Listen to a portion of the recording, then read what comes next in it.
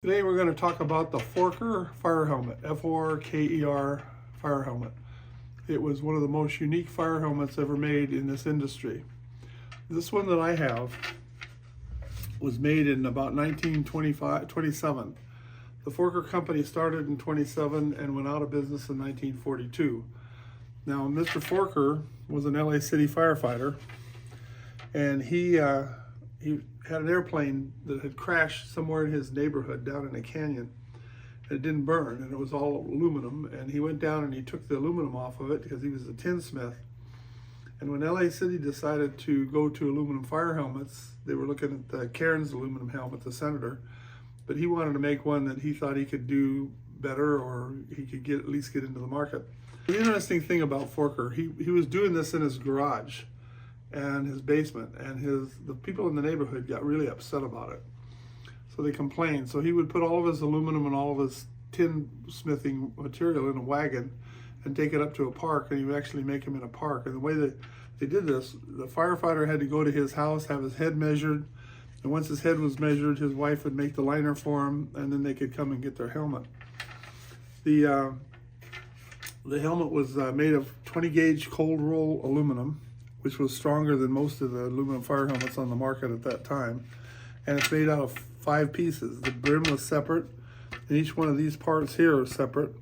And then of course the shield is indicative of the Forker helmet. He made his own shields, and they were all hand painted. And then he used a Phoenix on it that I think he bought from Cairns, but I'm not sure. But this was another piece up here. So actually you have 1, 2, 3, 4, 5, 6, 7, 8 pieces to this helmet. The liner was attached to this wire material around here by his wife after she measured your head. This particular helmet was found in Bloomington. I was with the Division of Forestry at the time, and we were the contract personnel for the Bloomington Fire District in San Bernardino County. And a lady came in and she said, "I'd like to get a burning permit to burn some weeds in my backyard." And I said, "Well, we don't normally do that." And she says, "Well, my husband was a fireman." And I said, "Okay, so let me come out and look at it." So I went out to her house, and she had a spot that was about 25 by 25. And it was grass. It was dry oak type grass. And she said, "This is all I want to get rid of." And I said, "All right, Mrs. Lee," and her name was Leisure, Mrs. Leisure, and her husband's name was Ernie Leisure. And he actually had a line of duty death in the fire department for LA City.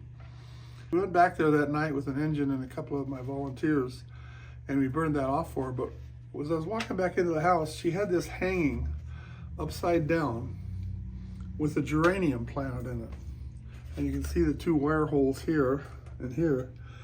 And she would, I said, "Mrs. Leisure," and I had just started collecting fire helmets. So I said, "Mrs. Leisure, that helmet's a really rare old helmet." I knew it was a Forker right away. I didn't have one in my collection. And she says, "Well, I just use it. It was Ernie's helmet, and I didn't know what to do with it, so I used it as a planter." She says, "But if you want it, you can have it."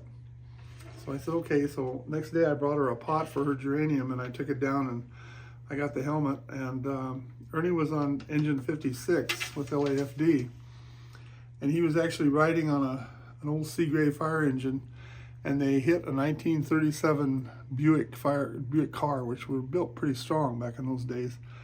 And he fell off and he got hurt pretty bad, and he eventually died from his injuries. And Mrs. Leisure had a lot of his memorabilia. She gave me his badge, and she gave me several of his old Grapevine magazines that he had.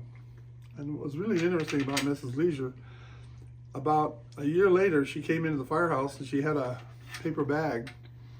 And inside that paper bag was an old Cairns aluminum fire helmet that she had got from her brother back in Michigan. And she says, "I brought you another helmet. I need the grass burned off again." I said, "Mrs. Leisure, you don't have to buy me a helmet every time you want your grass burned off. We'll do it because your husband was a firefighter, and we respect that." So this was Ernie Leisure's helmet, and I'm very proud to have it. This helmet originally, when you bought it, it cost $8. Today on eBay, they'll go for $500 to $700. Once LA City decided to go to leather helmets, Mr. Forker decided he'd kind of try to stay in the business. So what he did is he went to Cairns and he bought a bunch of helmets, just a flat leather helmet, nothing else but the helmet on there. And he put his cast Phoenix on the top, and he put his shield on the front, and he called it a Fokker leather helmet. There weren't too many of these made, but this happened to be a truck company also from Redlands Fire Department that was bought after the fact that LA City had decided to get rid of the aluminum helmets. I actually paid $10 for one time that they traded for another helmet, but they're very, very rare. And if you run into them, you found a really, really good fire helmet to have in your collection.